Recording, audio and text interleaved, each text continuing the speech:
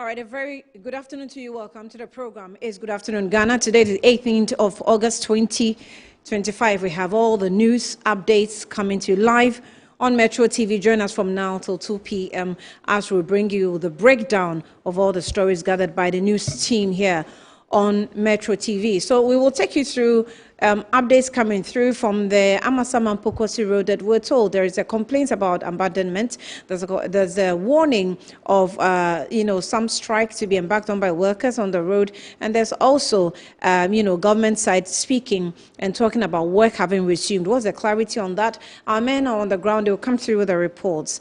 Ghana is also getting ready for the Akwatia by-elections. The NPP, the NDC are all preparing. We'll give you some more updates already. The NPP has given its indications of withdrawing from the Tamale South constituency elections after the passing of Murtala Mohammed. Let's see how the NDC will go through that. They've already given indications that they will still, run for that office. But there are some more stories coming through here on the platform. And today, I'm here with Harriet Adi. Harriet, you're welcome. Good afternoon to you. Hello, Adi. Good afternoon, and thank you. Well, it's now time for us to bring you the news. My name is once again Harriet Adi. Coming up shortly.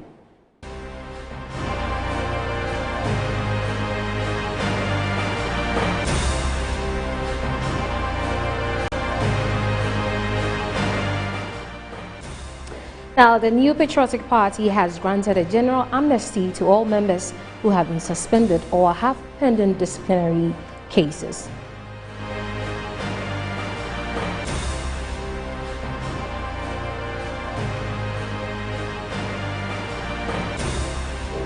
The Ghana Union of Traders Association urges its members to slash prices on old stock to clear goods and make way for new imports.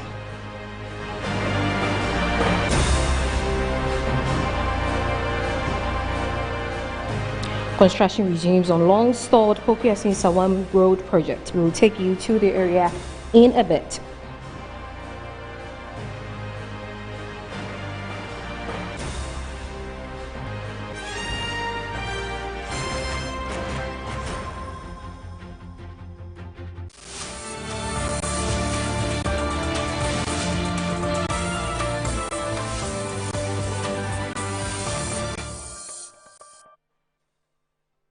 Now, the Ghana Private Road Transport Union has declared that it will only suspend its planned sit-down strike if the government resumes repair works on the severely damaged Pokuase-Nsawam Road. The Pokuase-Nsawam Road, especially the Amasamemedi section, was blocked for more than 15 hours from Thursday evening until late Friday, leaving thousands of commuters, long-distance travelers, and heavy-duty trucks stranded in a massive road congestion. Vehicles traveling between Accra and the northern region, as well as neighboring Sahelian countries, were stuck in the standstill, unable to move for the entire period.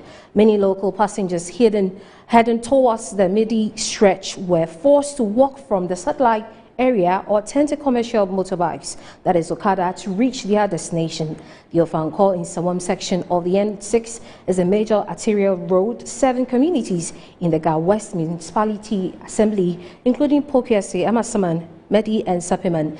It is also a vital international trade link between Ghana and its landlocked neighbors such as Burkina Faso, Mali and Niger, serving as a key route to transit cargo from Ghana's ports. The disruption occurred just hours after commercial transport operators issued a one-week ultimatum to the Ministry of Roads and Highways to repair the deteriorating Pokuase-Nsawam Road or face a mass protest that could ground vehicles.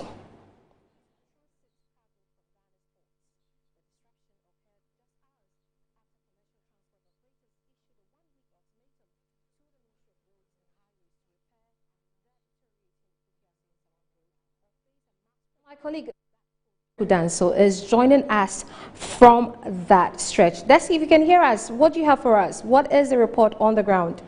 Road, and this is the stretch that just some where last week the GPRTU and other stakeholders mentioned that if nothing was done about this particular stretch, they are going to block the road because, according to them, this road has become immotorable and is causing a lot of damage to vehicles that actually ply this route. So on my way here with the team, we stopped by Macedonia, and you would see that from Macedonia all the way from this place where we are, Sansam Junction, to Satellite, continuing to Mid-Year and Nsawam, it's a very, very bad stretch here.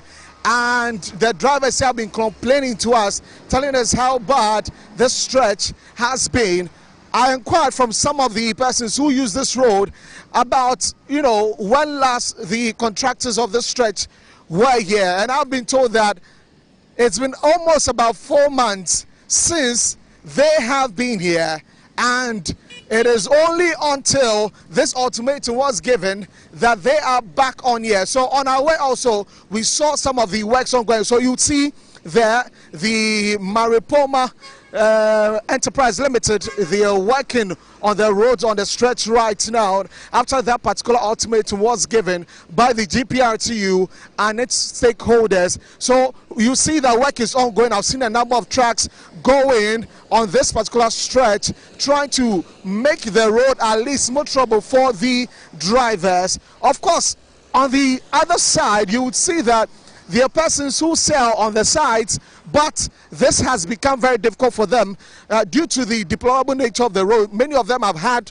to close down their shops because when the rains are not down, it's sunny, and their stores are being damaged by the dust that keeps coming in, and when it rains it becomes worse off. You see a number of vehicles that have also been spotted on this particular stretch. You see that one there, that truck, they're loaded, and it has not been a good one for the drivers and motorists of this particular stretch. So I'm going to try and engage some of them to speak to them about how this stretch, has been over the past few months that has the contractors have not been on site. Remember that about 300 million cedis is what is needed for this particular stretch, and we understand that the Roads and Highways Minister Gavin Kwame has confirmed that the contractors have been paid. Therefore, they are back on site to do the work. Let me engage some of the people here. This lady, Mami Mahawa Metro TV, so by ya konopa, I mean no komo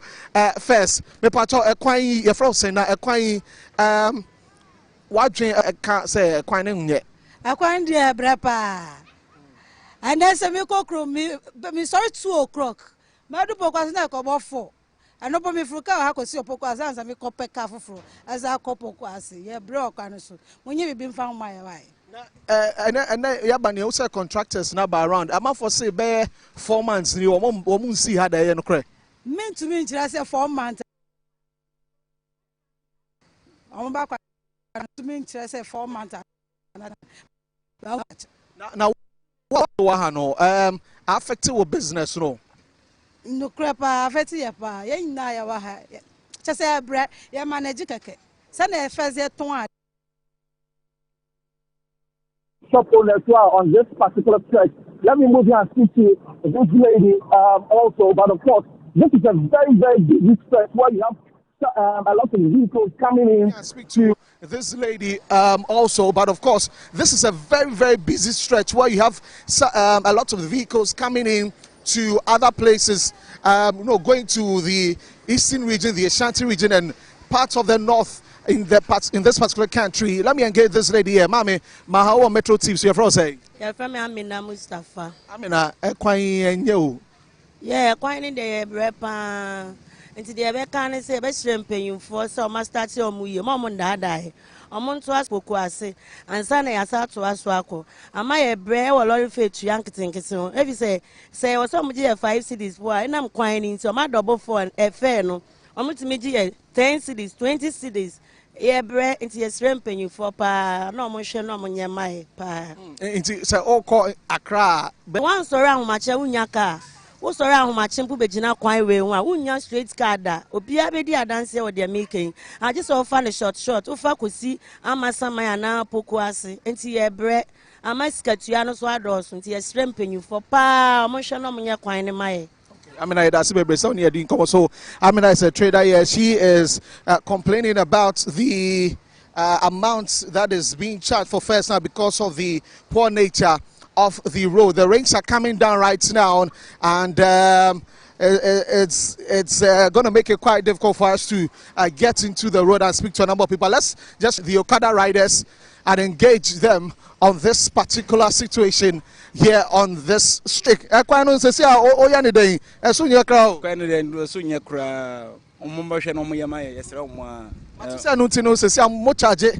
more than their canin and camotage, you know. They say, and they are Sunni and Ufani Pavaqua, Nipa no Denbacona and Hunina say, Obacasa in the other. As I was so wedding, the Obesa Casa with him in this can obey, you know, which I know to me, I know in a cone to me, no way, Jano. Sana. Yeah, this particular stretch, I could see that this particular stretch, I bet you would really be in a very tight corner with what your life would definitely be in danger. So you see that's going. I see that there are some attendants in that particular ambulance. Oh my God.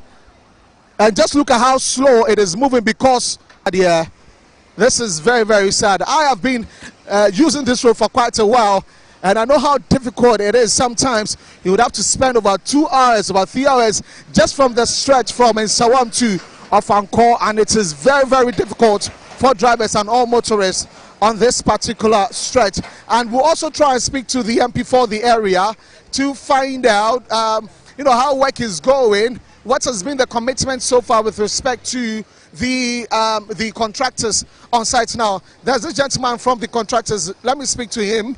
Chairman, Metro TV, so you're from say? You're from Maji. Maji, now you're Mel, said the Juma Mel, assistant surveyor. Assistant surveyor? Yes, sir. And then Jumedia Mabasa Mube, you know, what to say for a while, no. I am said I'm by, but Sessiano, the young Samoyano, then I'm more Afaquino. Oh, a Jumanani, I shall say, and a Jumanani, a good for now, the Yabai, breaking behind baby, I be breaking, ye Jumanis continuously.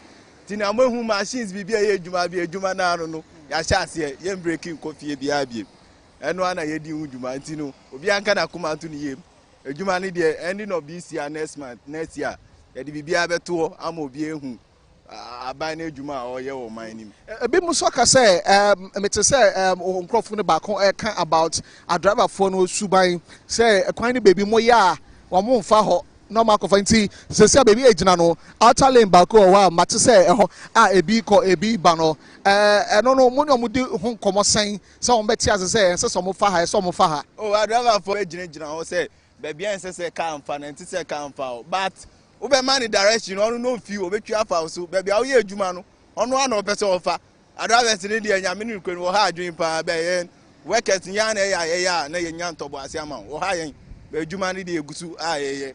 Okay. All right, so Majid there speaking to us, he is an assistant surveyor with the contractors or the project managers, that is Mel, and he says that some of the drivers have not been listening to the safety or what they have been telling in terms of where not to pass and where to pass, because as I mentioned, this is a 4-lane stretch, and some of the places are okay, just okay, but the drivers also want to find better places that they want to use on this particular stretch. So it's a very work is progressing right now, but of course I was on a motorbike from Macedonia to this particular place, which is Nsawam Junction, and it had to take a lot of effort by my rider to make sure that we got here without falling, because the sand on the stretch, and coupled with the fact that the rains are down, it's making it very, very difficult. And so it's been a very, very tough one here. Of course, I had my cameraman with me to make sure that we are not going to fall,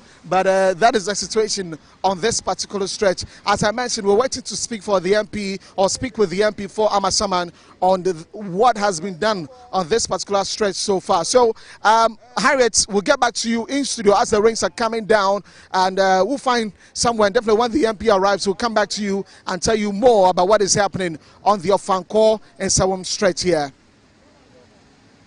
And so my colleague who is at the Nsawam Pokuase Road bringing us live updates. Now, away from that, the New Patriotic Party has granted a general amnesty to all members who have been suspended or have pending disciplinary cases.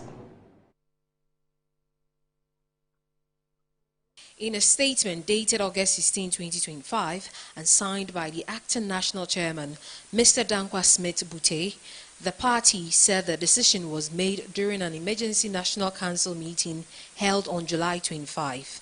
The move, according to the party, is aimed at promoting unity and reconciliation. However, members who forfeited their membership must reapply for reinstatement at the party's national secretariat. Once reinstated, such individuals will not be eligible to contest any internal party elections for the next 2 years. The party also warned regional and constituency executives to follow the process in all disciplinary matters and avoid arbitrary suspensions. This decision, the statement noted, reflects the party's commitment to internal cohesion ahead of future political activities.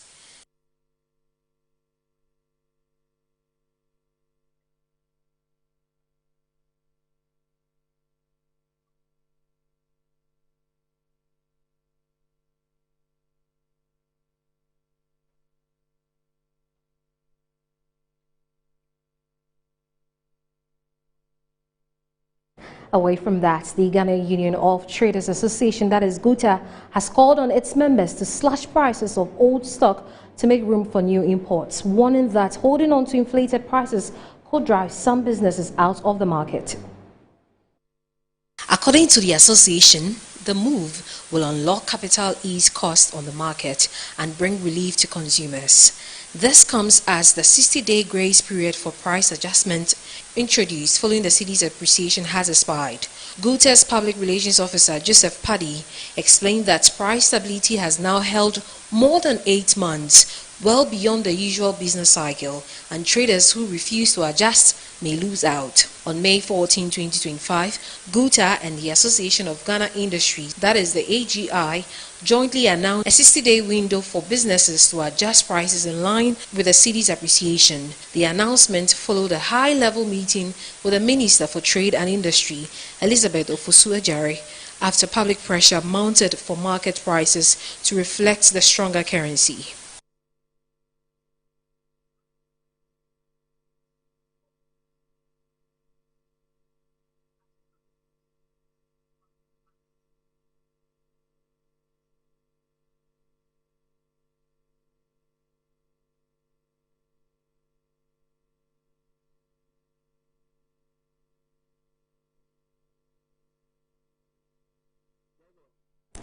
Away from that, Paramount Queen Mother of the Abla traditional area, now Kacho IV, has called for a united Ghana state in order to foster development within the Ghana state. She spoke during the Homo celebration by the people of Abla in Accra in the early hours of Saturday, August 16.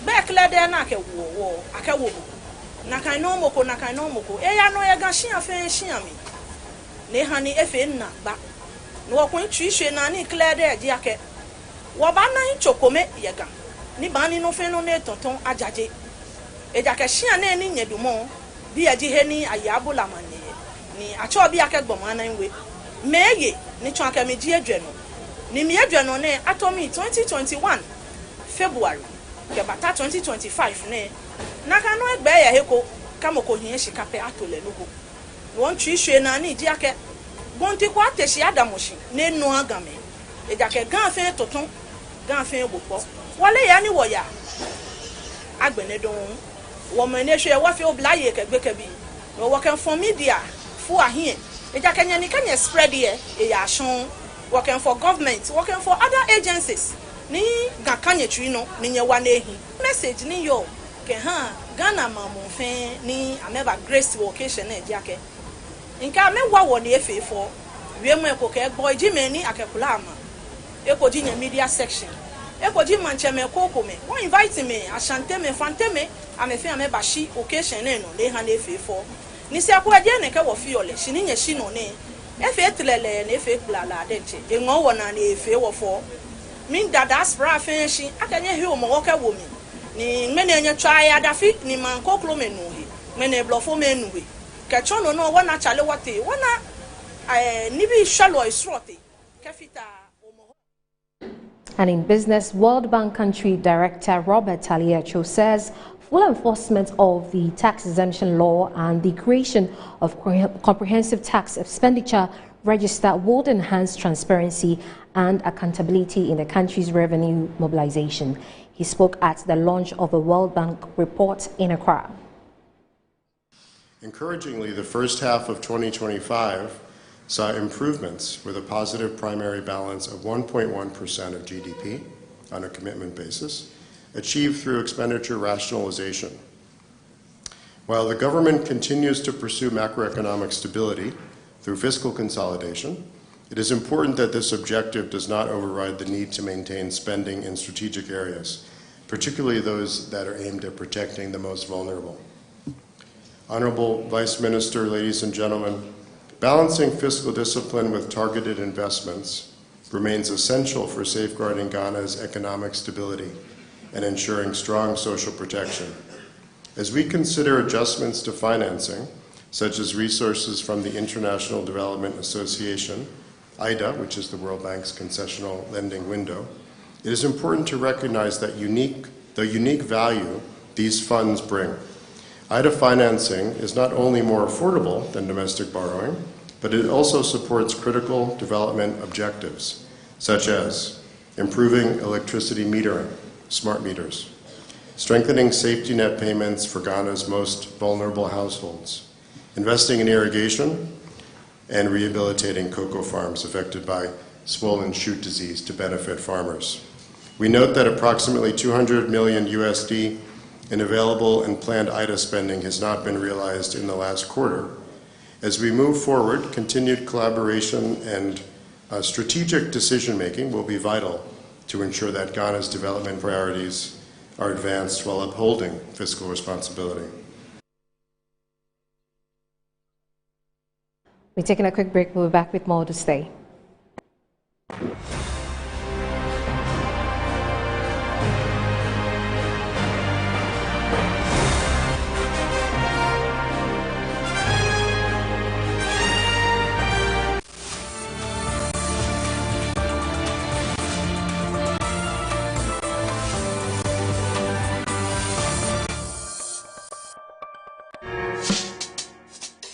Whether you're a wholesaler, retailer, or consumer, MNC Logistics and Trading is your trusted partner in minerals and food commodities trading.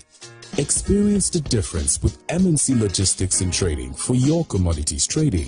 We operate a well-equipped laboratory that smelts and assays gold to ensure transparent, credible, and reliable minerals transactions. Our general food commodity market deals with imports and exports of food products such as rice, sugar, and grains.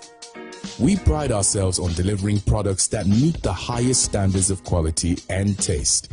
With our expertise in international trading and logistics, we bridge customers far and wide. Locate us at number 4 Neosai Interfo Avenue, East Legon, Accra. Call us on 030-299-8246 or visit our website www.mnclogisticsandtrading.com. MNC Logistics and Trading, hub of confidence. I'm here at Mycom JA Limited to show you the Promethean Active Panel, the ultimate tool for corporate institutions, hospitals, schools, and your home. With its crystal clear 4K display and an unbreakable screen with an ultra responsive touch technology, this isn't just a screen, it's a game changer. For corporate institutions and in schools, this active panel can be used for Zoom meetings and PowerPoint presentation. And oh, your homes are not left behind. You can use it to watch all your favorite programs by just connecting to a Fire Stick, and you can get access to channels like Netflix and Amazon, and voila, you are in there. At Mycom JA Limited, we provide you with the best quality products from the United States of America with 1-year warranty. You can get an active panel at a discounted price of 18,000 Ghana cedi only, and it comes with a fire stick, a webcam, and a micro system. You can locate us at Chado Container behind the trade fair. Visit Mycom JA Limited today and elevate your tech. Some loves are born in the blink of an eye, and they kill your soul in a flash. Televisa presents You Are the One.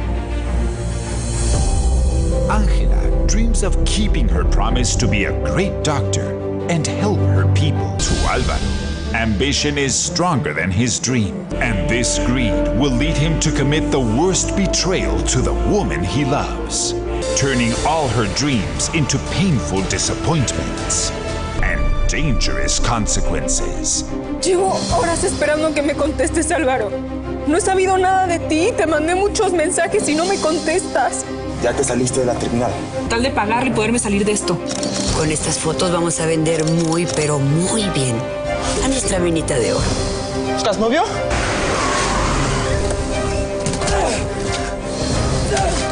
¿Estás bien?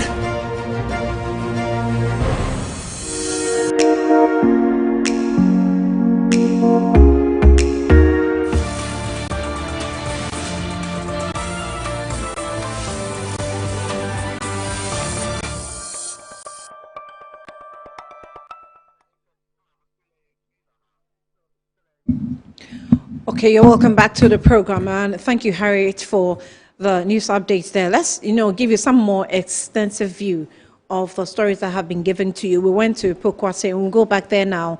My colleague Desmond Okweku-Danso is there, and I'm told that he's gotten hold of the Member of Parliament for the area. So let's cross over. Desmond, thank you for your time again. And let's have what else you have gathered with the updates that's going on there on the Pokuase Road. Join us here to talk about this particular stretch and what is being done about it. He's here.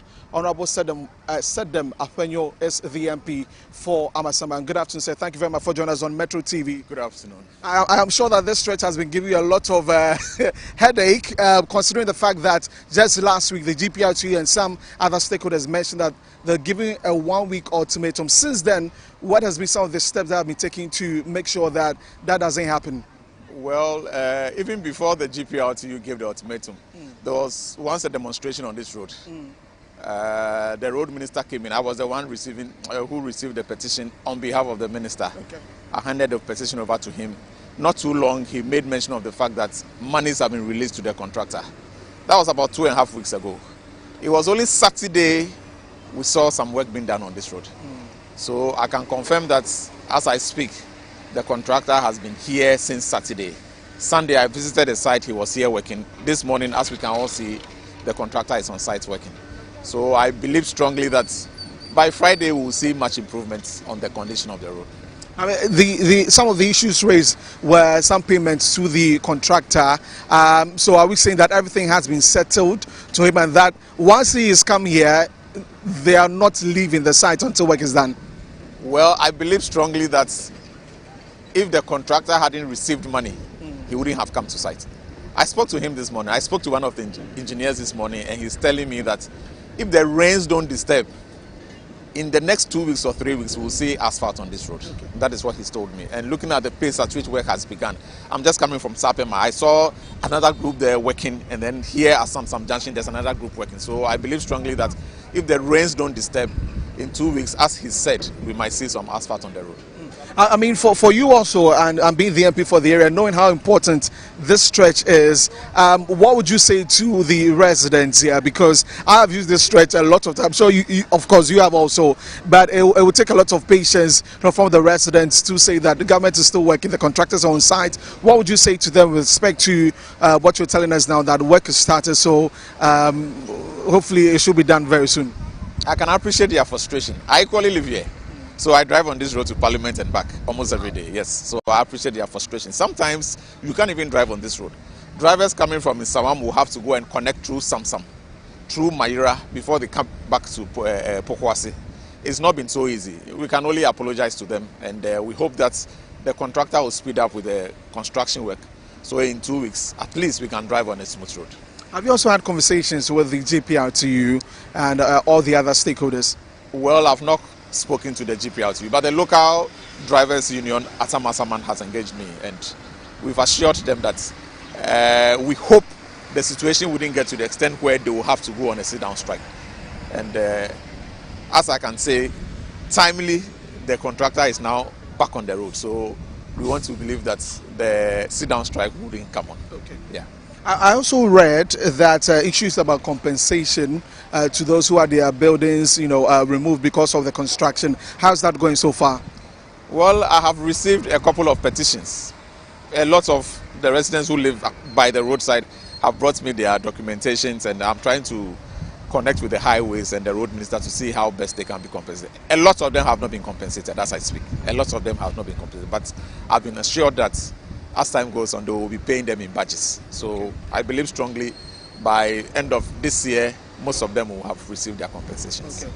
Apart from this being a major stretch, in this area, and of course for the country, and even other countries who use this stretch with their goods, which other places in the constituency deserve to be looked at as an MP? You can share that with us, and if work is already ongoing on such stretches.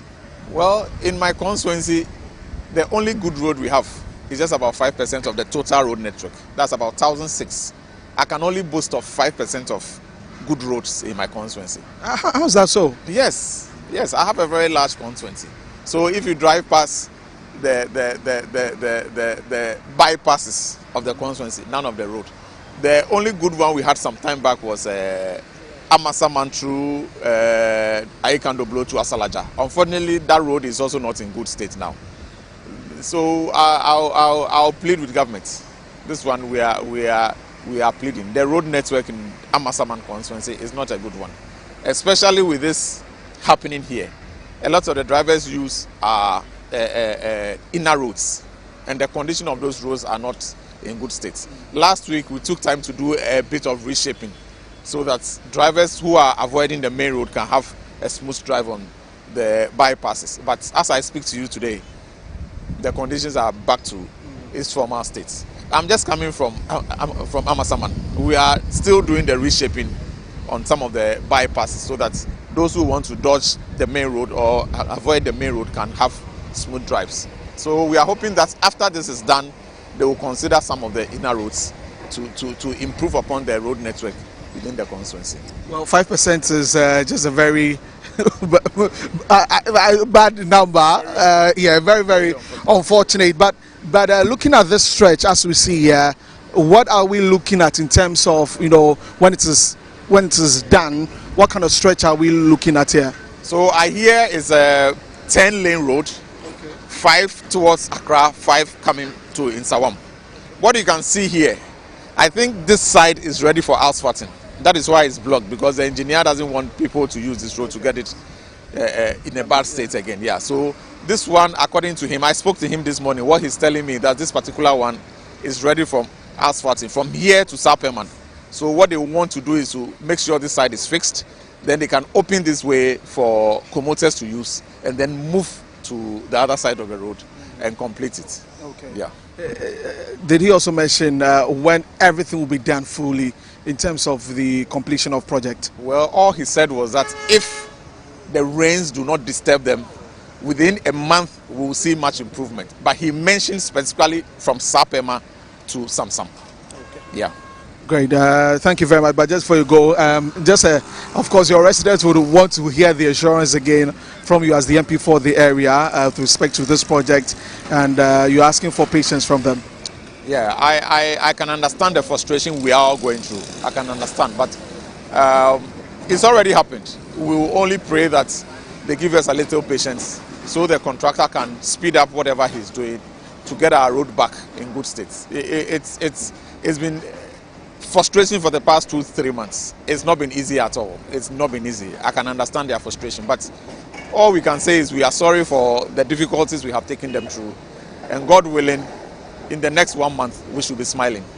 Okay. Yeah. So that's the MP for Amasama and Edem Akwenyo saying that in the next 1 month things should be better on this particular stretch. So this means that we don't know what this means actually for the GPR and its stakeholders who said that they are going to embark on the strike. Would definitely we have them, but from the MP, he says that in just about a month things should be better. He's also pleading on the residents here to to be patient with them. They are still working to make sure. So you see that the engineers are complaining about the drivers and how they are, moving on this particular stretch. They've been told not to use this stretch, but some of the drivers are not listening. They are supposed to be using the other lanes, the outer lanes, because they are working on this particular one. So you see the engineers telling them to stop, but they are not doing. Officer, I don't know how that masa ye machine ye nwie omunti ne ye sa access na ma omo no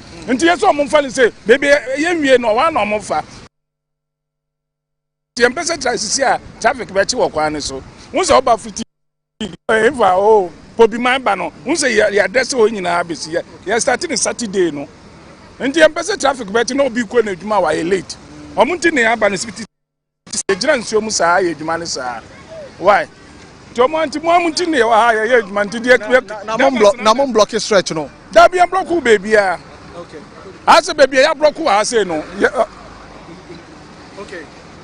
Baby, I broke one. Oh, yeah, asphalt to me, baby. Oh, yeah, yes, a man surpriser. Until it's a car fast. Some man surpriser, and we are stone base 040 Guso. Until after 040, no, now asphalt in it. So until I broke one, I'm started. Early 014 the eguso. Walk on it there. Mom near Biam Mafa near Yakwa, I say no. On Monty the Jira, but that was in it this time. Who got 1 for 1 peso BT? Okay. So, me pacho say you're from Anas. Okay. Anas, I made Anas. Oh yeah, told me a foreman. Okay. So Anas is a foreman here telling us the difficulty they are encountering with the drivers. They are telling the drivers not to use some portions of the stretch because they want to work on them, but the drivers are not heeding to whatever thing that they are saying, making their work very, very difficult for them. He mentions to us that there's a stretch here that very soon will be asphalted so that will be open to road users so that they can also block the other side and work on that. But some of the drivers aren't listening to what they're saying. So you see the contractors trying to direct the drivers as to where they've got to turn and use the other sides. As you see, some of the things coming in that are going to be used for this stretch. So we are still here bringing to you all the happening on the stretch, and yeah, this is some junction. We've been to Macedonia. There are other places that we wrap it all up here. So over to you, Annie. That's Desmond there. He's going to be there for some hours to monitor how the difficulty, on that particular stretch under construction is going. Meanwhile, the Ghana Private Road Transport Union, GPRTU, states that it will only call off its planned sit-down strike if the government resumes repair works on the severely deteriorated Pokuase-Nsawam Road, an international route used by vehicles traveling to and from Mali, Burkina Faso and Niger. On Saturday, August 16, the National Deputy Public Relations Officer of the union, Samuel Amwa, reiterated that the union is not backing down until contractors return to the site. So the project undertaken by the Maripoma Enterprise Limited, a local construction firm, is funded by the government of Ghana and at the cost of 341.48 million Ghana cedis. However, others have quoted a project or cost of $346.5 million. The Ghana Private Road Transport Union of TUC is one of the transport operators making the call for the Pokuase-Nsawam Road to be fixed, and its deputy PRO, Samuel Amwa, has joined us via Zoom for a further conversation on this. Samuel, thank you so much for your time and you're welcome to Good Afternoon, Ghana. Hello, Samuel. I'm hearing you. Thank Okay. you so much for having me. Thank you too for your time. So we've seen your threats, and we understand your concern as well. Where are we today? Our reporter you've seen on the screen is on the site. Work has begun. The foreman, as we spoke with, is also indicating some difficulties being given to them by drivers. What can you tell us with your union today? All right, so thank you very much. We came out last Thursday, that was on the 14th, and the plan was to embark on a sit-down strike. And the only thing we wanted to see is for, the contractor to go back to the site to commence work. So in the release, yes, we've had the reports that the contractors have gone back, to the site to commence, their work, and we see some improvement. Then quickly we also come out and come out with a release. Then we fall off the sit-down strike. But as I'm speaking to you now, it's still ongoing. We are still monitoring to see where the work will be going. Then we also know what. So, are you, embarking on the sit-down strike, or you are working? No. What we are saying is that we wanted to see the contractors back on site working, okay? And that is why we gave them up to Wednesday. That up to Wednesday, if we don't see the contractors back on the site, to commence work, then it means that on Thursday we are embarking on a sit-down strike. Yeah. So now we are watching, all right? We are monitoring. Yes, they are there. They have started whatever they are doing. Who knows? Maybe they will be there today, and tomorrow they just go, leave the site. So we are monitoring from today to tomorrow. Then at least we see some improvement. If we see some improvement, then we'll just come out and call off the sit-down strike. You and your members have been using this road, or you apply this road a number of times. What are some of the complaints that have come up in the midst of this construction back and forth challenges? Yes, number one has to do with the traffic congestion. When a driver is driving and there is a huge, traffic, it consumes more fuel. And the fuel that normally they have to use, they use, more than the necessary. That is number one factor. Number two also has to do with the condition of the road. Like you see on your screen, drivers find it very difficult to ply the road. Sometimes after going and come, you have to take your car to the workshop, change some things before you can continue with the business. And the complaint that comes is that the little money that they earn at the close of the day, they will use all to repair their vehicles. And it's like they are not working to gain anything. That is another factor. And most of them too, because of the rainy season, some areas there are floods there. Most of the vehicles will remain in a flood and all that. And that is the problem that we are encountering. And based on that, even passengers are also complaining. But when they come to the station, there are no vehicles. Yeah. When you tell the vehicles to load and go to where the passengers are going, what they tell you is that the roads are not good. And some of them even threaten to increase transport fares, of which we think is not the right thing for them to do. So these and many more are the complaints we do receive from our drivers. I know it's been some months you saw the workers not working, but are you able to give me when exactly, between what period exactly did you see that the workers were off? If I'm not mistaken, it's over 2 months. It's maybe around about 3 months now that workers are not there working. It's just there, and we are just facing all the problems. So it's been a while. It's over 2 months. I can't quote the date right, but I strongly know that it's over 2 months. Okay. Now, my colleague was asking the question, the MP in the area, about which period the construction team gave us in terms of when they would possibly, put the road in right shape. And it looks as though there was the condition of rains. You have been plying the roads, taking people to and fro. When it's raining and there's construction ongoing, how does it necessarily affect the technicalities of the construction? Okay, so I believe that, like, supposing where they have completed and maybe they have to asphalt, that area. When it rains, I know very well that work cannot, be ongoing, right? But we know very well that, like, if, they make their mind that they want to finish one side, for us to fly, then maybe they move to the other side. But by this time, we are getting to, somewhere. But then I know, yes, when it rains heavily, it will disturb them, but not, I don't think now, serious rains are going to disturb them. So they shouldn't use that as an excuse. I believe that they have to be,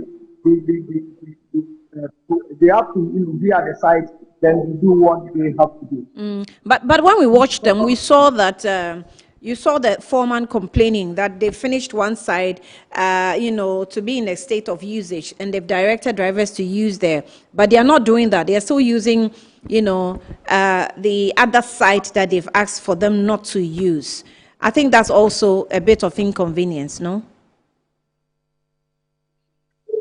Yes, I believe what the contractors have to do is maybe block one side. You see, it's just normal to do that. Let me use Ashama as an example. Quite recently, there are construction going on around the Ashama municipality, and what they do is that they will block one side for the drivers to use, then they use the other side. Yeah. They block. You didn't have access to go through. Yeah. That is what they have to do. But it is deployment to be there directing drivers. Some of the drivers are recalcitrant. Some of them are very, very difficult to be controlled. So I believe that they have to use some barricades to, block some areas, all right, so that drivers will not have access to that area. Then they will open the other side. When one side is completed, then they open it, then they block the other side. I believe that is what exactly they have to do. So what are we to expect from your team by about Thursday, as you gave us the ultimatum? Now that we see work, we want to believe that. I'm listening. Yes, as we gave the government up Wednesday 20th, all right? Tomorrow is 19th. We believe that since they have started today, at least by tomorrow they will get to somewhere. Our team are there monitoring, the work, how it's going. So I believe that if it goes like the way it's going, then maybe before the close of tomorrow, the public will hear something from us. All right. Samuel Amwa, Deputy PRO for JPRTU, we're grateful for your time. We'll also monitor with you, and if necessary, we'll get back. Thank you so much. Samuel Amwa is the Deputy PRO for the JPRTU, the biggest transport union in our country. Let's take a quick breather. When we come back, we'll visit the political parties about their preparation for the by-elections that's, hanging on our necks. And then we'll also talk about a bit of the city depreciation, slightly. We'll see what's happening in that area too. Back shortly.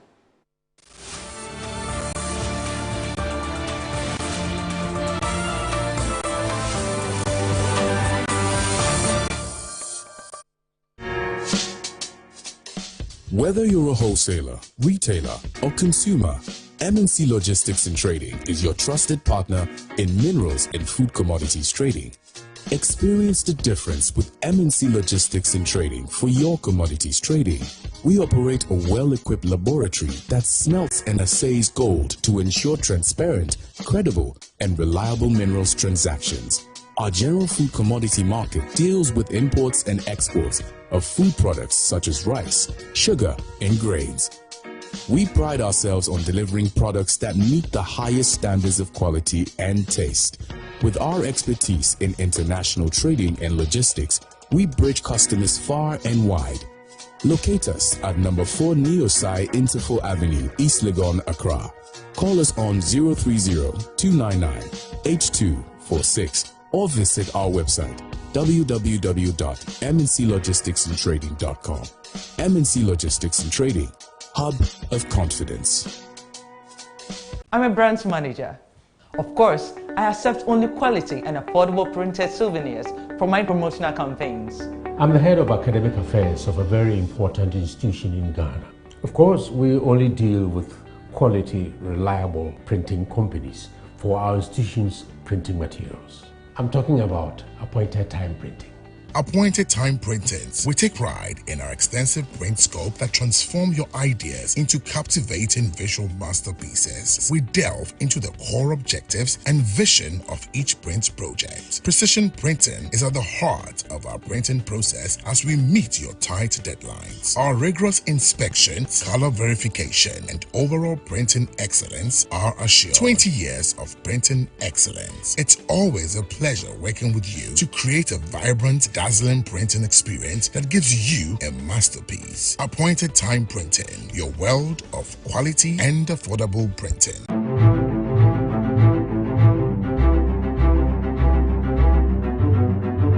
Hi, my name is Fred McBagon-Lurie, President of Academic City University in Accra, Ghana. Academic City is at the forefront of technology development. Here at Academic City, innovation and ingenuity blend seamlessly with innovation. We respect knowledge. Knowledge is power. And once Africans start to internalize knowledge, you see the level of development that we attain here.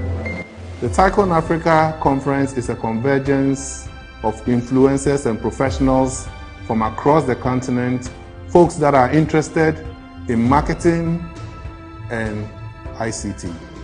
At this conference, you meet marketers from across the African divide, from Southern Africa, from Zimbabwe, from Kenya, from Uganda, and of course, from our beautiful country called Ghana. I will be speaking, and there will be many other professionals and experts who will be sharing the African experience in marketing and ICT. This is an opportunity you will not want to miss. At this conference, you will meet people working at the forefront of AI, ICT integration, using new tools and emerging technologies, marketers who are at the forefront of pushing this agenda, and more importantly, it will be an avenue for us to encounter policy. We brought you the first two conferences, which were awesome. Great leadership ideas shared. On popular request, the third in the series of Women in Strategic Leadership Conference, put together by ASWAM and Tarragon, comes off on September 24 to 27 at the Plash Camp Chache Resort, Adan. Come, engage with astute women with great leadership ideas and skills on the conference theme, Women at the Helm, Driving Strategic Change. On the bill for this special conference are outstanding women such as Genevieve Pearl Duncan Ubobi, banker, trainer, SME consultant, speaker and author.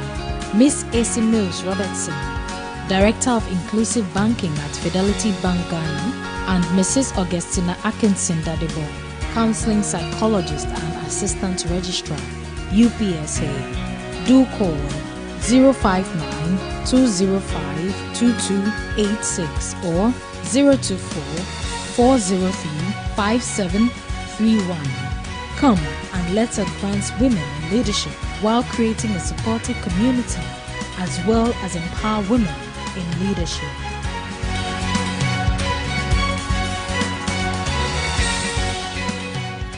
Televisa presents You Are the One. Alejandra Robles Gil, Brandon Peniche, Danilo Carrera, Bárbara Islas, Ernesto Laguardia, and a great cast.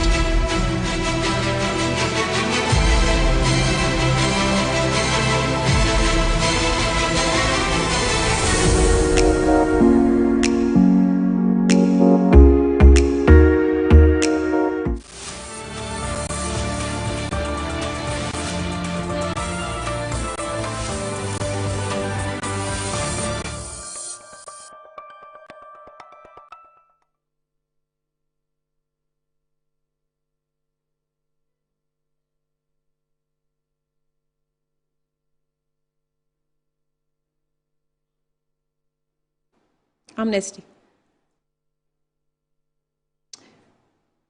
Okay, let's go into the show now. You're welcome back. We'll have now turn our attention to the politics of the day. The country is preparing itself for a by-election.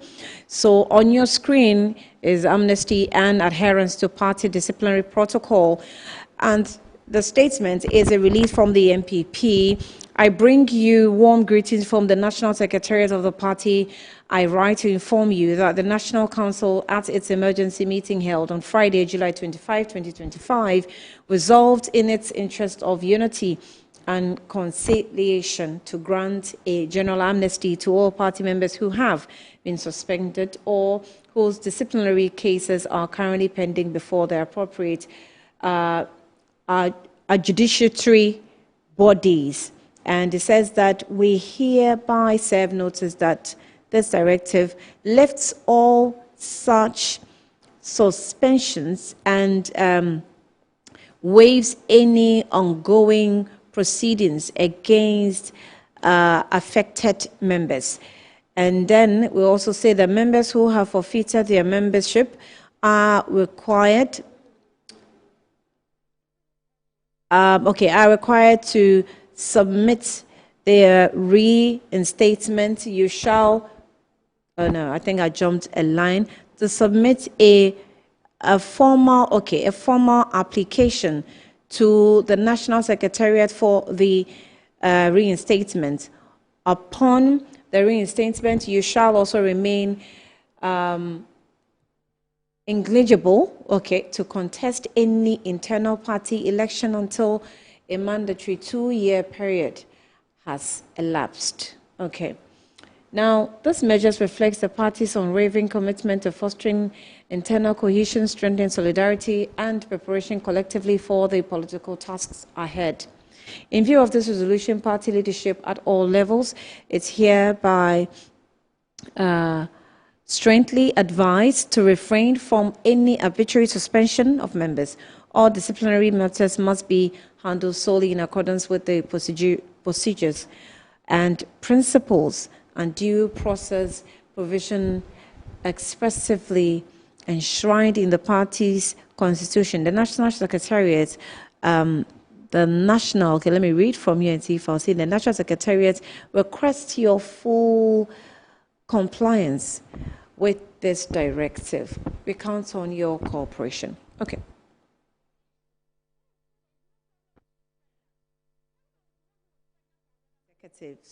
On this development, Deputy National Communications Director, one of whom has joined us on the phone, and the person of Esiedu Kokro. Esiedu Kokro is with us via phone, right? Esiedu, thank you so much for your time, and you're welcome to. Thank you. Right, welcome to Good Afternoon, Ghana. Well, we've seen your release. We all saw it yesterday. We've gone through it, and I'm not sure how the victims of suspensions have actually taken it. We have not spoken with any of them yet. I'm sure we will. But what went into this decision? We've seen a bit of some expressions in your letter. What went generally into the decision? Have you seen that the party now needs all hands on board? Yeah, thank you. Good afternoon to your viewers. Good afternoon to your listeners. I think that we have lost elections. After we lost the elections in December, we have done a detailed exit voting analysis. One was led by Professor Mark Okwe committee. They did a thorough work. They submitted their report to National Council. National Council looked at their report. Based upon that, we established a constitutional review committee. Then we went to National Conference. We had our National Conference. We did 54 amendments. So based upon the exit voting analysis that we did, and that is why we have taken the decision that per the exit voting analysis report that we have gotten, some of our leadership took some arbitrary decisions to suspend some processing of our members, and then we believe that we need to rebuild the party, and then we give this mass amnesty to all categories of our members that leadership has suspended. All right. Did the leadership take in stock the number of key members that have been put on or placed on suspension or in the pipeline? It's not about key members. It's about members all categories of members. If you look at the reports that we actually got from the constituency level, from the regional level to the national headquarters, many of the constituencies, you go, secretary suspended, organizer is suspended, sometimes treasurer is suspended, electoral area coordinator is suspended. It is gamut of suspensions. You have several categories and several officers at several levels who are involved. Okay, several categories of members. Do you have a total number of it? Oh, no, not really. We have not been able to, but we have the number there. Yeah, but what we are looking at is that we are taking a very progressive decision. We want to bring everybody on board because some of them, we know we have disparate measures within our party constitution. Some of them, the due process was not adhered to. Because if you suspend an individual, the person must go to the disparate committee, and then the disparate committee will walk the person through the grievance procedures of our party. Some of them, they are suspended, and then it hangs on, it lingers on. They don't appear before a disparate committee. But we have lost elections, and the elections that we lost, everybody knows the gravity of the elections. And that is why at the last National Council meeting, that we had a meeting on 25th of July, National Council deliberated upon this matter and then arrived at a certain decision. It's based upon that. So when you say that all category, when you say all category of members, we've had members who have been suspended for many years, even before the coming in of the Akufo-Addo administration. And specifically, I want to zoom into Dr. Arthur Kennedy. I want to zoom into Dr. Nyaho Tamaklo. I want to also mention one of your economists. The name just escaped me. Dr. Kwame. Dr. Ba. So these people I'm mentioning, are they part of this different categories that you're talking about?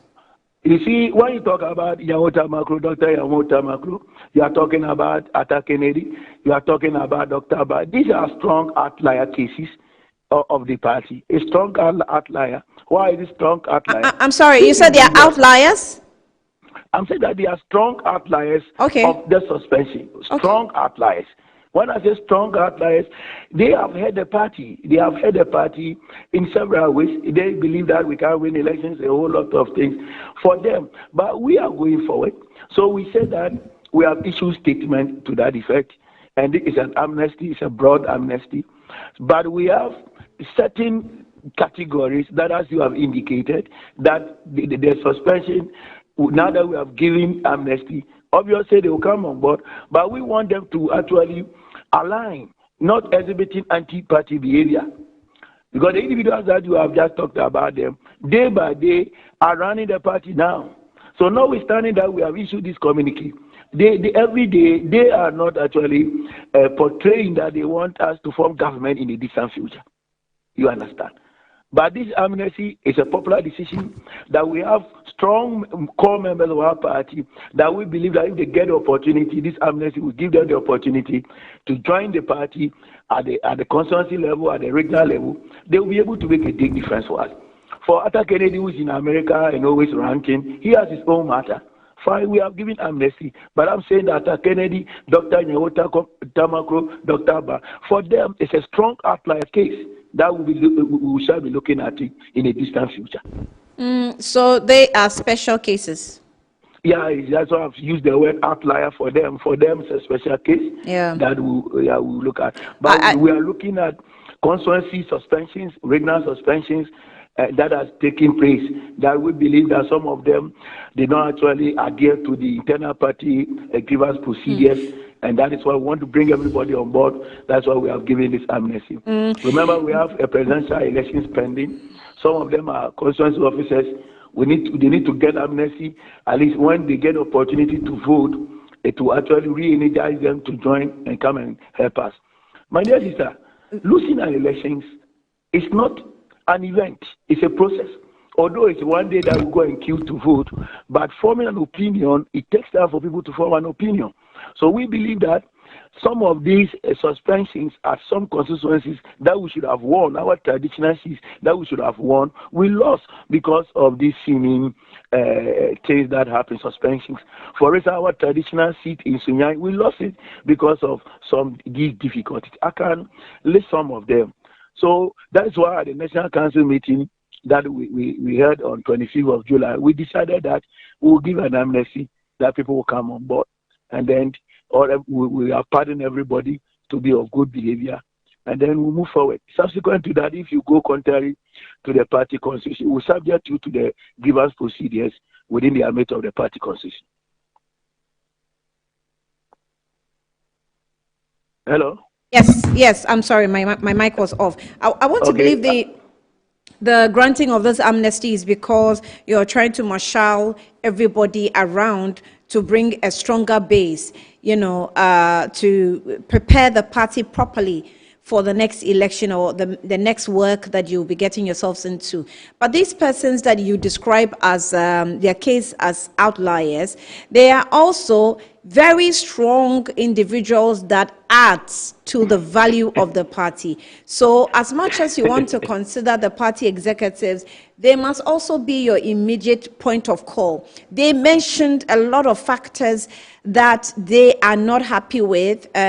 Some of them saw the marshalling of this party itself right from the beginning to today. And so when they speak, they know what they're talking about. You don't think that there should be an emergency case for you? Oh, that's what I'm saying, that as a party, we have been engaging people. The leadership of the party, led by the General Secretary and other key leadership, we have been engaging several people. It's not that some of them will don't come out to talk about it. The individuals that you have talked about, they are not so strong because they don't have any portfolio. They are not officers of our party. Adder Kennedy has never won elections in MPP. He came contest as a flag bearer. He did not get more than 5 votes. But he is a member of our party. But we're saying that the anti-party behavior, the ranting, running down leadership, running down the party, that's why I'm saying that for them, we have an outlier. It's an outlier matter that we will be looking at in the distant future. Adder Kennedy, Dr. Nyawo Tamakro, and Dr. Ba in Kumasi, who have said that he does not belong to the party again. So they are not strong people that we are looking at. We are looking at people who are working, who have been working for the party. Day by day at the grassroots of the party, working, and then they had an issue with some constituency executives, and then they were not able to, they did not take them through the party grievance procedures, and then based upon that, they suspended them, they did not appear before the. They were looking at these core people very diehard. Not that guy who has been in America with his family, cruising, and just throwing jabs into the system. That's why I gave in my intro, I said that is a strong outlier that we shall be looking at in the distant future. This amnesty is a popular decision within the rank and file of our party, the core base of our party, that some elements will come on board, their energy will be revitalized, and they will not attack Kennedy. They are not attacking it. Right. We will wait for that popular decision and see how. Yeah, it's a popular decision, and my dear sister, as I told you, when you lose elections, you do actually, you're speaking with Annie. Oh, okay, Annie. Yes. You see, if you lose elections, you do exit voting analysis. Exit voting analysis is like you have done a SWOT analysis, looking at what happened, how did you lose, and where did you actually perform better, where you did not perform better. We have done a thorough work. As I speak of you this afternoon, we have more than 5 reports at our table that we are looking at as to how the election went in that way. So we believe that one of them is the suspensions at some constituencies across the country that actually did not help us. Is it? Can I get a scoop? If it's a recommendation from the Michael Quay report? Oh, I gave you, it's not, I don't want to be, as I'm saying that we have done exit voting, several exit voting analysis. Yeah. That I can't go into the nitty-gritties to tell you. But what you know is the professor of CRIM committee that was announced by the General Secretary. But notwithstanding that committee, there have been several studies as a party that we have conducted. We are a very progressive party. We have done a lot of things that people are not aware. We lost the election 8 months ago. We have established our party school. There are a lot of things that we have done and we are doing that many people are not privy to. So that's why I'm saying that the decision that we have taken does not necessarily made from Professor Okwe's committee. But I'm saying that we have done not more than 5 exit voter analysis reports, that we have it. Based upon that, we are taking certain strategic decisions. Some decisions to some people may not be popular, but in distant future, they'll be able to see the dividend. When we said that we are going to have our presidential elections in January, some people were not very happy. But now, some people have done sober reflections and they have realized that when we do it early, we'll be able to rally around the candidate early, and then things will move. So we are taking a very proactive and strategic decisions at this stage. Right. How about our preparation towards the Akwatia by-elections as well? What are we doing so far? I spoke with some of your executives. They've visited the constituency. They've done a to and fro sort of trips, because they have to work and prepare for it, or towards 2nd September. How is it going so far? Is your candidate pulling the weight? We've seen criticisms that he's not a strong candidate to replace the late member. Yeah, my dear sister, everybody's having his strength. And our treasurer that we actually elected to lead us in Akwatia is a popular person. He's very generous. He cuts across the political divide within our party and outside our party. The regional party and the constituency executives are working day by day. Some national executives have joined them. We're engaging the good people of Akwatia. Akwatia, if you look at the history, it fluctuates. The seat goes to MPP, it comes to NDC. We believe that we are engaging the people in Akwatia, what we have done for them, and then they look at the caliber of the individual that we are presenting. We are presenting a strong candidate, our treasurer, a minor. We are doing with the people who have stayed there for a long time, and very, very affable, very humble. So I think that 2nd September, the people in Akwatia will decide. We are engaging them, telling them what we can do for them, the candidate what he can do for them. We are having a strong candidate with a strong character, strong emotional intelligence, and he's very, very generous, as I indicated, very, very humble. When you say, is generosity part of the scorecards? You know, if you are doing local politics, if somebody who has something and he wants to share with you, if you give him better opportunity and he gets something, he will share with you. So we are talking about somebody that he has not taken a political leadership. He's supporting people in Akwatia constituency. He has been supporting people. So it means he's a good person, not somebody that now that he wants to lead, that he has decided to get in touch with the people. Our candidate is very affable. He's a grassroots person, a minor, who is always with a common person. If they are in need and he has the capacity to support, he has been supporting. Yeah, okay. So did you say he's a minor? Yeah, he's a minor. Yeah, he's a minor. What's his mining firm? What's the name of his mining firm? I don't have the mining firm at hand, but he has been engaged in mining for a long period of time in Akwatia. I'm sure you understand my question. If you ask me the mining firm, I said I don't have the name at hand. I've answered your question. But if we get it, it will be useful. You are interviewing me, and we are looking at the core character of our candidates. You have asked me, like today you are interviewing me, and you are a journalist, and I ask you what is your specialization and the rest, and if you don't have it, it's a minor. That is the government of the matter. We will want to know his mining company. That's why I said I don't have the name at hand. Will you find out for us? We'll come and get it later. Oh, you can check it.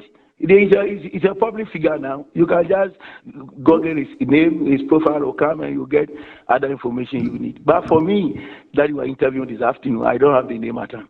Okay. What are the things he's promising to do for the people of Akwatia?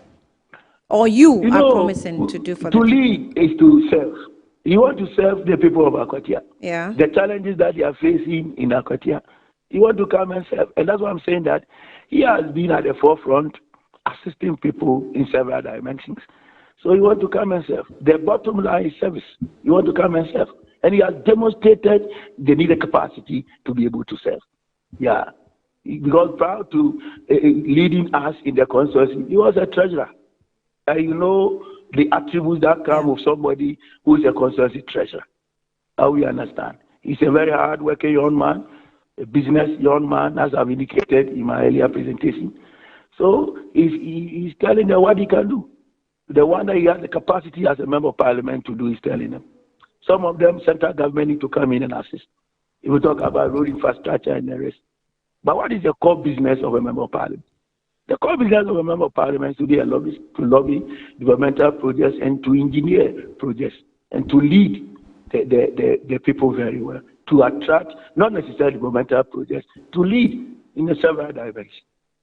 And he's ahead of the other side candidates. Right. Well, I'll let you go. Just finally, you also met the NDC leadership and you gave an indication how you were not interested in the Tamale South constituency by-election. And I think you wanted the NDC to reciprocate. You heard the chairman's response. How did the party take it?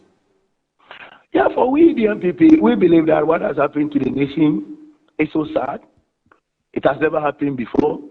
It's not always about elections. We have looked at the mood of the nation. We are mourning, and we cannot go and engage in a competitive elections. My dear sister, if you do audit of all by-elections, it comes with a lot of chaos, a lot of violence. So we don't want to go into Tamale Central. And some people are saying that because the margin the last time the NDC got 52,000, we got 16,000. We think that we can't win. That is why we are. It's not about that. Elections, so that you contest elections, not necessarily winning, but testing your propriety. So Tamale Central, we can go and contest, but we are saying that the mood of the nation, we are mourning. What has happened to us is so devastating that as a nation, we need to mourn. We are in a mourning stage. So as a party, it's not all about the win. It's not all about competition because of this election violence and the rest by elections.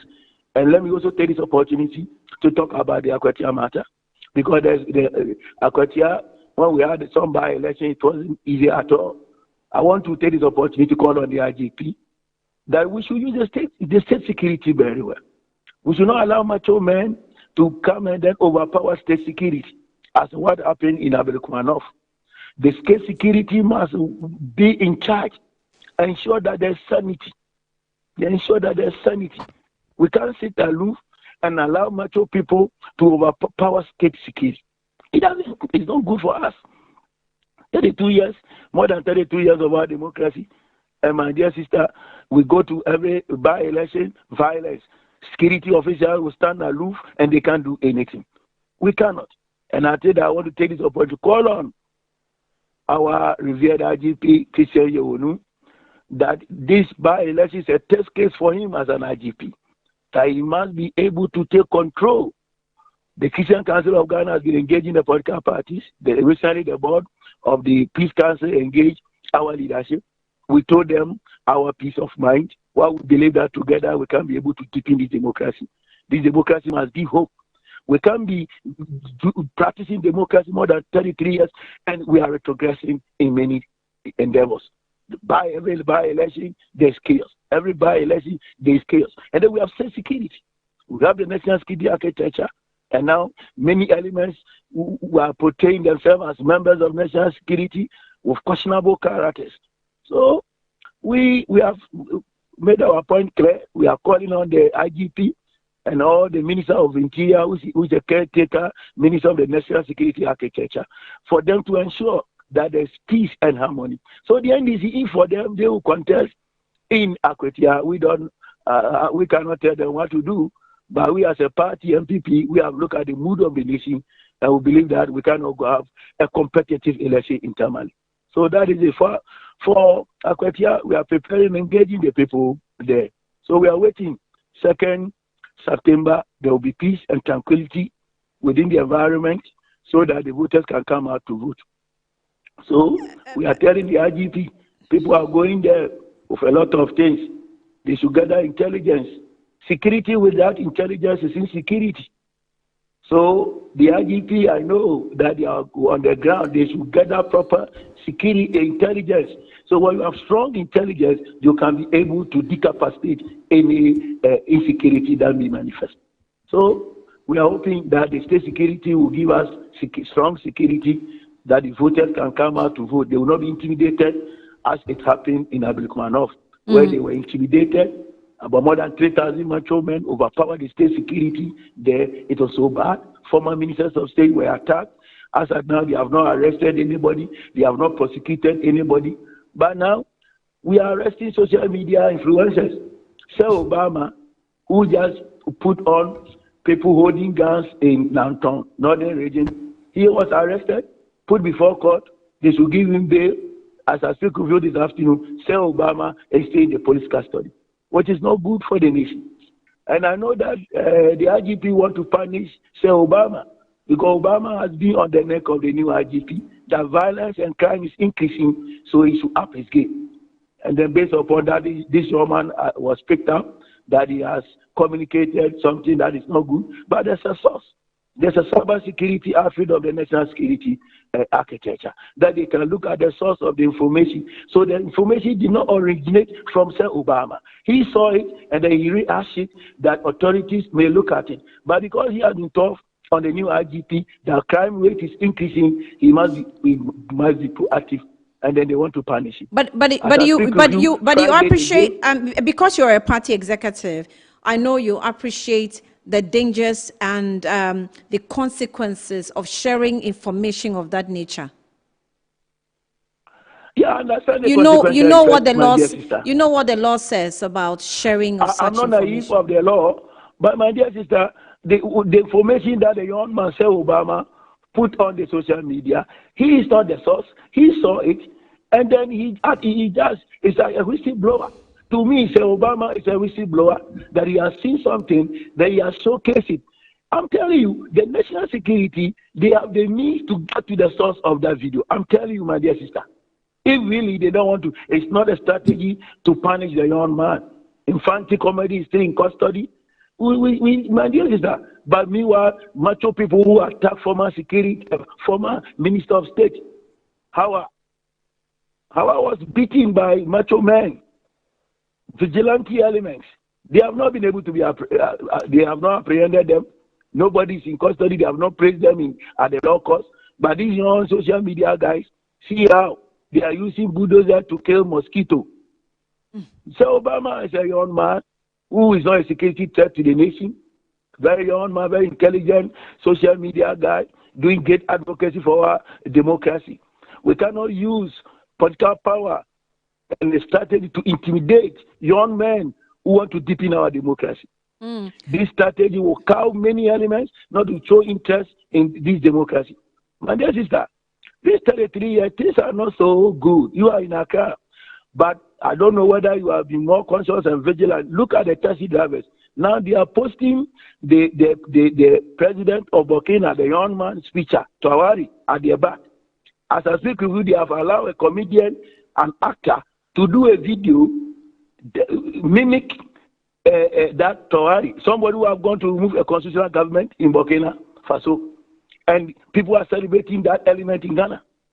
What are we communicating to the young men of this country? So are we communicating that somebody who have done government in Togo, in Burkina? I intended to keep the interview brief, but the areas that you are going, you are inviting me. I'm sorry. You're inviting me. Sorry. So you're inviting me to ask you further questions, and I'm talking about for me, bringing. The question that you asked me is that, am I aware of a law? And I'm saying that the law, the young man, Sir Obama, he saw a video, and then he rehashed it so that the authorities will look at what is happening in the countryside, so that they can take some proactive steps to be able to deal with that. And then the young man, look at how they have handled him. Court has given him bail. He has satisfied the bail condition, but still in police custody.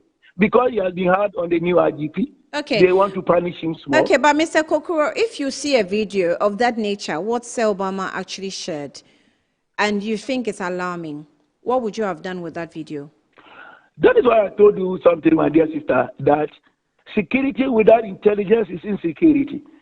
Police, national security experts take intelligence from every level. The social media platform, they pick intelligence. So Sir Obama is a whistleblower that he has put an information there. The intelligence officers, they saw it. So they must go into and investigate the source of that video. Not necessarily to pick him up in a Rambo style in the morning with guns, take him to the law court. The court has given bail. Still, the young man is in the custody of the police. That is not the best for this democracy. That's what I'm talking about. That's what I'm talking about. That they pick intelligence. So if Sir Obama, if he's the source of that, they will tell us. They said that he's assisting. So somebody who is a whistleblower that he has put something on social media for security agencies to pick intelligence to act on, and that person is being cheated in this way. There will be many young men who will see things, because it's the same national security that says that if you see something, say something. And the young man has seen something, and then he has posted so that the security will pick intelligence to act on, and that now he's being manhandled. He has been in custody from Friday after getting a court bail, my dear sister. We cannot have a democracy in this way. This democracy, we must not be so happy about. I've been saying this across the country, that this democracy, many people are not happy about. So those who are having the state power now must act well and mean well. They must think about the state.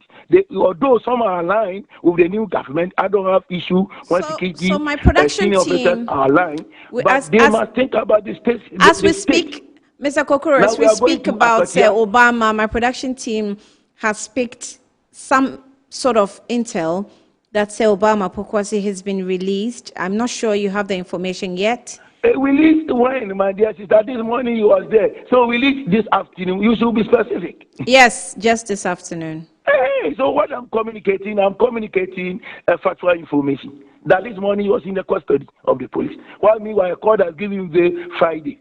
That's what I'm saying. Right. Okay, so I'm sure maybe subsequently you'll attend to that. Yeah, I mean, you have a big platform. Let me humbly appeal to you to also appeal to the authorities that Akwatia, the state security must be in charge. I was going to ask you a question on a statement Asin South MP Reverend Intim Fojo had made after the Ablekuma North incident, and he indicated clearly with some words how bloody Akwatia was going to be. Did you hear the statement? And as a party executive, how do you respond to that? Yeah, no, he is saying that looking at intel, and I've told you that security without intelligence is insecurity. So he, as a chairman or the ranking member for Defense and Interior, he has big intelligence, and he said that looking at what is going there, the security must put some strong structures in place to be able to contain matters. So if they sit aloof, as they sat aloof at Abrikumano, where they pick intelligence that they were amassing people there, macho people were going there, and instead the regional commander, the IGP, they did not actually take proactive steps to be able to deal with what happened, and then the disgrace came, and people, payers were manhandled, and people, mothers and fathers were beaten. So he has also picked an intelligence, and he's communicating to the security authorities that those with the state power now, that they are in charge of our security, must take in charge of Akwatia and Allah. They should not allow macho men and vigilante elements to go there to create any confusion during the voting day. Because macho people don't have any business in Akwatia on 2nd of September. So Yaonu has been around for long, a very senior officer of this country, of Ghana Police, and he is now the IGP. He must demonstrate enough competency that he's in charge. He's in charge. So you as a party will not send macho men there? Oh no, for MPP, we are against that. That is why we came out of the vigilante at 999. As a party, we believe in the state security. We believe that the state must be in charge of everything. The state is having the capacity to deal with any mayhem or any pandemonium that will occur there. So what the authorities, they must be fair. They must not think that it's their party, that's the government. So when elements are misbehaving, some macho vigilante elements are misbehaving, they will look at it and then they will not act. So that's why we have said it. When we made the new board of the National Peace Council, we said it, that we are calling on the National Security Minister, who is in charge, Mutaka, the National Security Coordinator, the IGP, because they are saying that they will not bring military there, so the police will do everything. So Yonu is a senior police officer and an IGP. They should ensure that macho people do not overpower the state security. So they should take in charge. No macho man has business in Akwatia. And we will not involve in that. We will not involve in that. We don't do that. Even when we pick intelligence that they were taking macho people, amassing them to Ablikumanov, we decided that we would not, although the National Council did not sanction that elections, we did not actually send macho people there. And you saw what happened. They beat our Deputy National Guarantor, Case Lloyd, beat our very, very bad. So, my dear sister, yes, we are calling on the state security. Nobody is powerful than the state. So the officials who are in charge now, they have gotten the opportunity. They should make name for themselves. They should make name for themselves. Okay. That this Akwatia by-election will be very peaceful. There will not be anything. So in King Fojo is just telling them, his intelligence has picked that if they put strong mechanism in place, they can be able to avert it. Okay. All right. Deputy National Communications Director of the New Patriotic Party, Esiedu Kokoro, we're grateful for your time this afternoon. Thank you so much for speaking to us. So just, a bit of some updates on the development of the release of Say Obama, we're told this afternoon. And I'm sure that the producers will give us more details, but just so you do not know, let me just read a brief from a lawyer, Eko Afoka, legal counsel for Daniel Adumakun, Say Obama Pokuase, popularly known, has attributed his client's continued stay in custody despite being granted bail to ongoing administrative procedures at the Ghana Police Service. So according to him, it's the ongoing procedures that, the procedures that delayed the release. So Say Obama Pokuase was arrested over allegations of circulating images showing individuals brandishing illegally acquired weapons. The Ghana Police Service has said that his arrest formed part of a joint intelligence-led operation which other security agencies aimed at clamping down on illegal arms possession.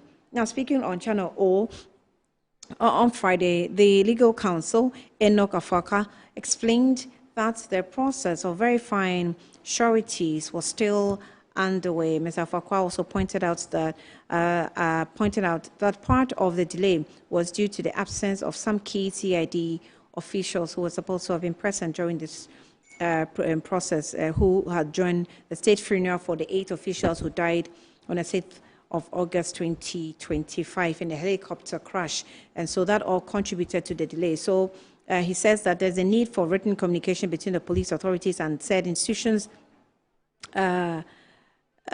that the people standing at sureties work with. And certainly that requires some time to be able to get the correspondence. And I was told that this afternoon a letter has been drafted. I saw the draft letter, It's all part of the procedures.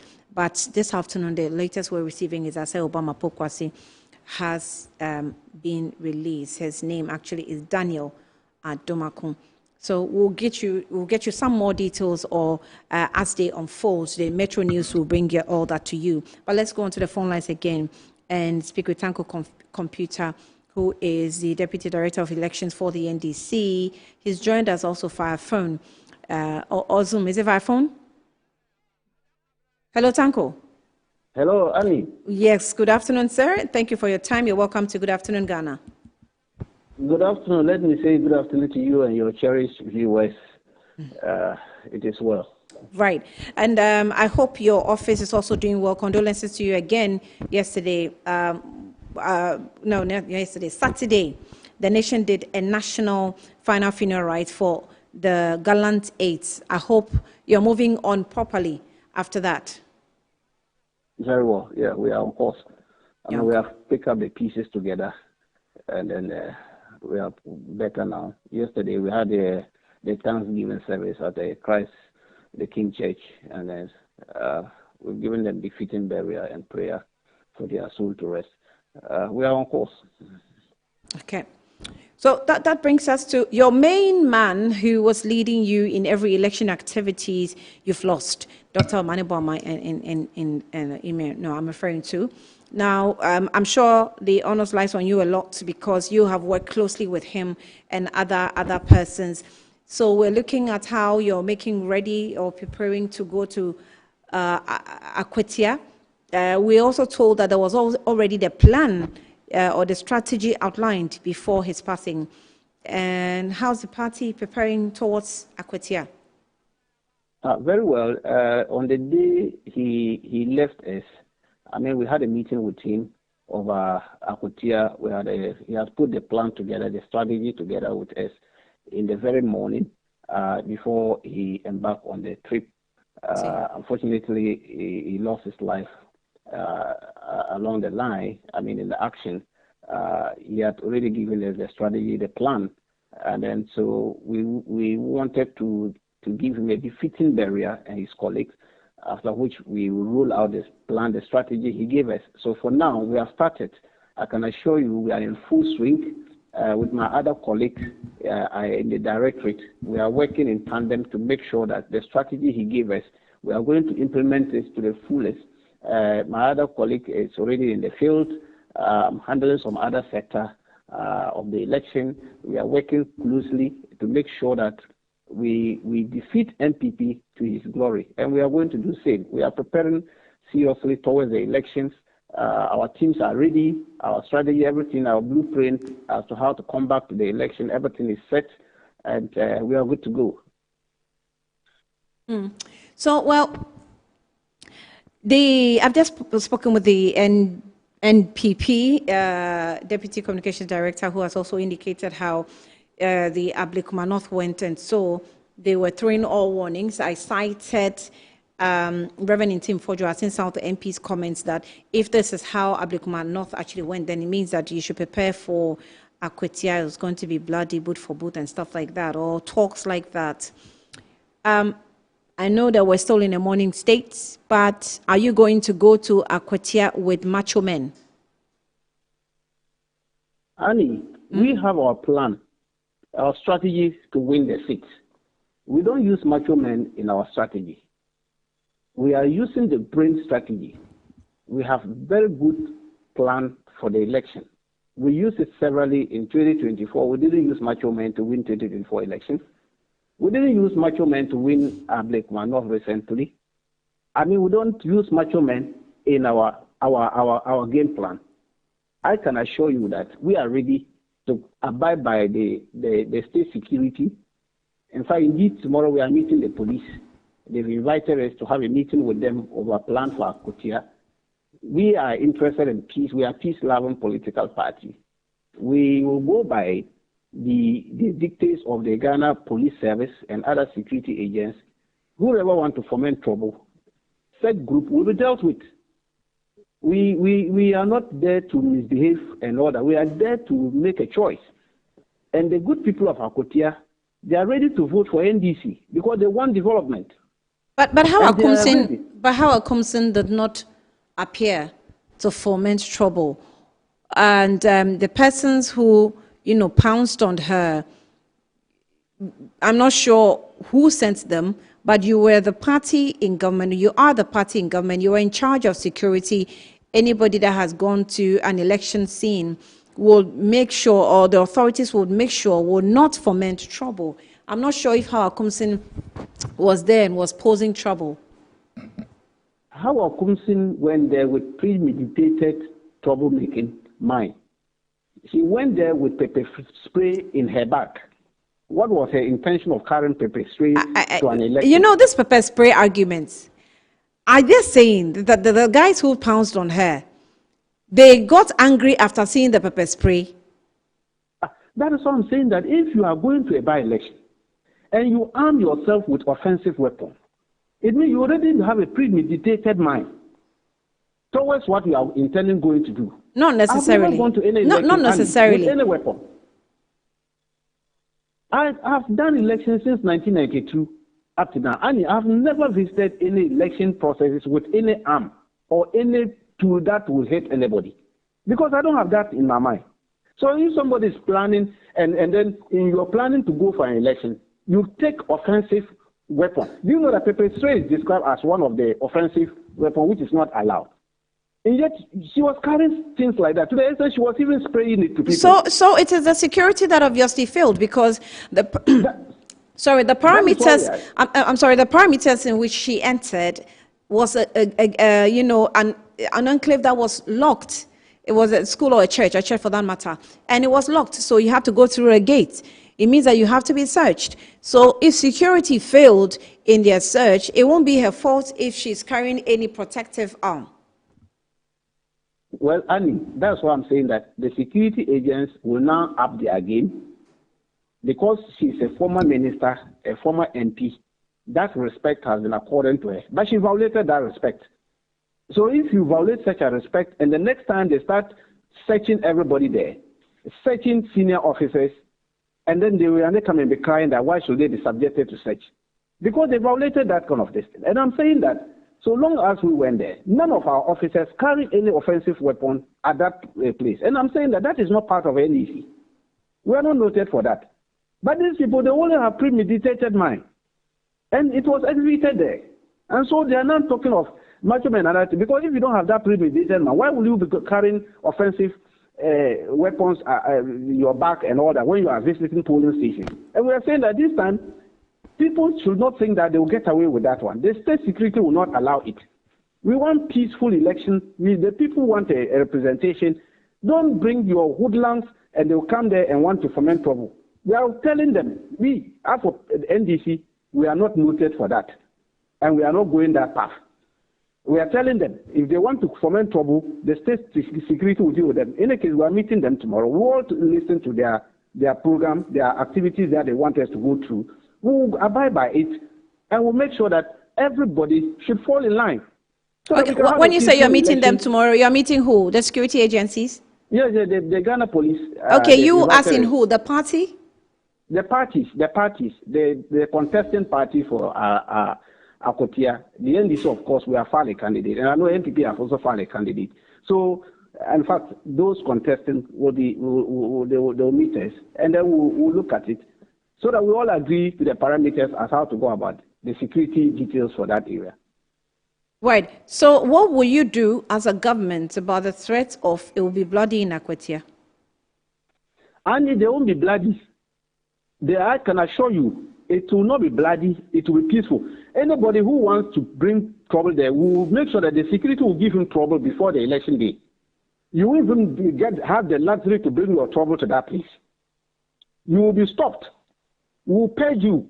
This government will not allow anybody to disturb the peace of this country. We are telling them, we are not in a jungle state. The coercive power of the state will be used fully. Let's all play to the game. We as a party, we are playing to the game of what the state security will tell us to do. We'll go by it. But we will never want to defoliate that one and go outside that to misbehave. I can assure you, His Excellency John Dramani Mahama government will not fold it because you are a political party, this a leader or something. You want to come and bring people to foment trouble. We won't allow it. We want to protect life and property, and we'll make sure that people go about their business without anybody attacking them. That one, they won't allow it. As a party and government, we won't allow this. We are not in a jungle state, and people should keep it in their mind. If they are there, their mind is to come and foment trouble there. Look, they won't get away with it. Okay. The what's it called? The decision by the party to run for the Akwatia seat. Did you guys meet and take a decision to run for the Akwatia seat before the NPP executives met you? Of course. We know we pick our candidate long since. Yeah. We had a competitive primaries to pick our candidate. No, I'm talking about the request to go to run or not to run, not the election of a candidate. No, we took the decision long since. Okay. To run for the elections. As soon as the Electoral Commission declared, at FEC, Functional Executive Committee level, and at NEC, they confirmed it. We should go ahead and so we took the decision long since. Then after the accident and all that, don't forget, even at the time we took the decision to contest, the MPP behind the scene, were begging us not to contest that election. Because they knew that we were going to beat them over there in that election. They wanted us to give it to them. How do you mean behind the scenes? They were calling you? When they called us, even when we met at IPAC meetings, their emissaries were talking to us behind the scenes. They had an unofficial discussion with us to leave that constituency for them because they know that if we go there, this is what is going to happen. They know they didn't win that constituency. They rigged the election. And they know that with this NDC, with our eagle eyes, and we are going to activate body cameras, how are they going to win this constituency? So they started extending that kind of olive branch to us long since before even the accident happened. And we waited them off because we knew that we were going to win. That seat belongs to NDC. And we are going to You can't necessarily say that the matter was in court. That is why we're chasing them in court, Annie, because we knew that that constituency, if we were to go through the long haul of the court process, the gentleman would have been removed from parliament. Because he didn't win the election clearly. But he was in court and he still, won the case. No, it doesn't. It was the contempt case that he won at Supreme Court.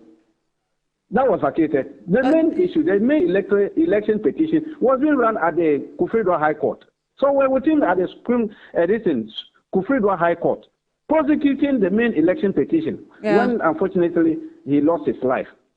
May his soul rest in perfect peace. Okay, so that was the process. Mm. We're still in court. So it was a contempt case he actually won. Yes, it's a contempt case he actually won. All right. So how are you, gearing up? Are you getting ready? We've seen the MPP also move to and fro the constituency. Are you doing same? And what are we to expect from you on the 2nd of September? We are ready. Like I told my initiative, we are ready.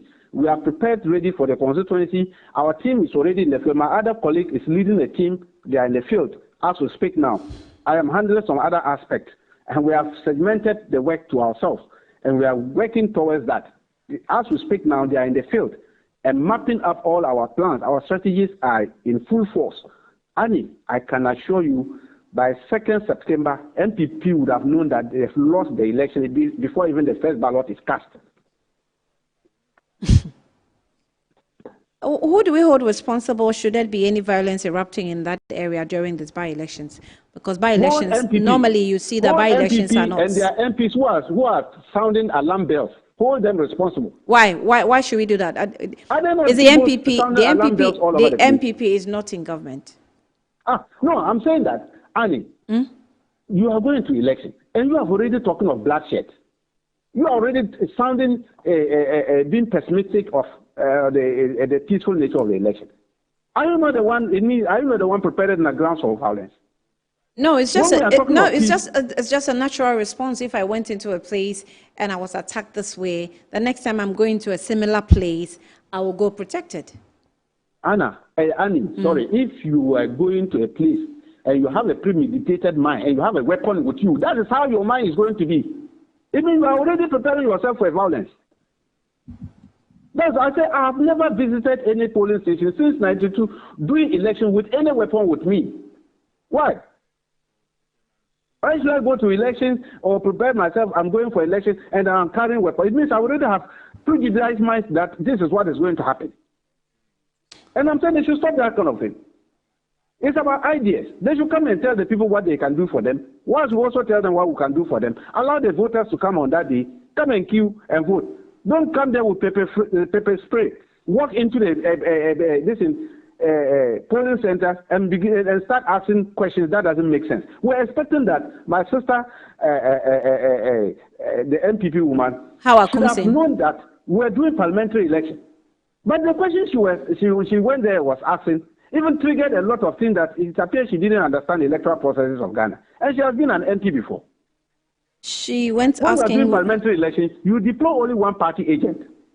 Not true. She was there asking her, why is that MPP is having only one party agent? One party agent. She didn't know that we're doing only parliamentary elections. And that was creating confusion. And she was creating confusion because she was just yelling and talking anyhow to the electoral officers there and throwing her weight around. That led to all these things. When they try to advise her, then she starts using her pepper spray to spray people's faces. Were you not inviting violence for yourself? These are the things we are talking about. Because I have studied the electoral system very well. Why would I go into polling station and misbehave? Why should I be able? I know the people I should ask questions. I know the senior officers. If I'm not getting something, I'll refer to the senior officers of the Electoral Commission and let them know that this polling station, what they are doing is not right. Call them to order. I don't go there and be throwing my weight at that place. They're also working under instructions. These are the things that I said the NPP, they have problem in is it possible to leave party agents at the polling stations without allowing any party executive or whosoever from going closer, apart from voters casting their votes? Is it possible? No, well, our CI makes room for observers. Okay. Observation of the process. Okay. So long as the CI makes room for it. Of course, we will have observers deployed. Yeah. And monitoring officers to go around. At least, as the officer is there, you want to hear from how the process is going and all that. And that's why I'm saying, as an observer of the process, when I come there and I observe something untoward, I will not confront the officers there. Confront, right. I will ask the superior officer. The superior officer is the presiding officer of that polling station. So he's the one I will engage. If I don't get proper answers from him, then I will be asking for the returning officer. I'll look for the returning officer and ask him questions about those things. This is the hierarchy of officers you need to ask. But you don't go there and be attacking officers and throwing your weight around and asking them to things that they cannot even answer to you. You are going to create problem and confusion at the place. Right. And I'm saying that NPP should take their time and study the electoral processes very well and educate their people so that when they go in there, they know what type of question to ask and what they should look out for. All right. So but when you don't go there with pepper spray in your back and other offensive weapons, thinking that we are in a jungle state so you can just misbehave and get away with it. Okay. Because they were living in that lifestyle for 8 years. They think under this regime they can continue that life. We won't allow them. Okay. So for Tanko, Rashid Computer, acting CEO of Ghana Investment Fund for the Electronic Communication, GIFEC, and also the Deputy Elections Director or Director of Elections for the NDC. We're grateful for your time this afternoon. Thank you so much. And that is it also for the preparation of the two political parties towards, and it's two of them because they are the ones who have fielded their members for the by-election so far. It's coming off on the 2nd of September 2025. Metro TV will be there, so we will meet you there peacefully, definitely not violently. But you know, the CD dollar rate depreciation and appreciation and all that. We have GUTA that's asking traders to bring down their prices. We're told that some of the traders are hoarding their goods because of this development, just in expectation or predicting of the market that the dollar might rise again or something like that. And so they're hoarding and also selling their goods at the prices, unfair prices. GUTA is pleading with you to reduce the prices to make living condition a little bit less,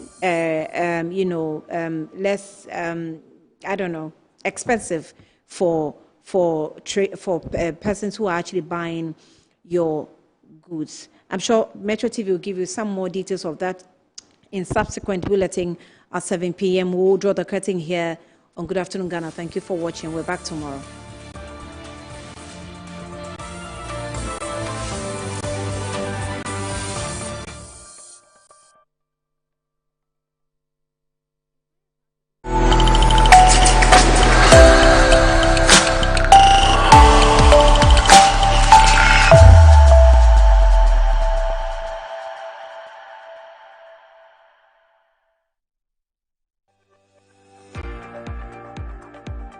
The University of Professional Studies Accra proudly presents the annual Leadership Lecture Series. This event takes place on Tuesday, 19th August 2025 at 4 p.m. at the Kofi Ohene-Konedo Auditorium on UPSA campus.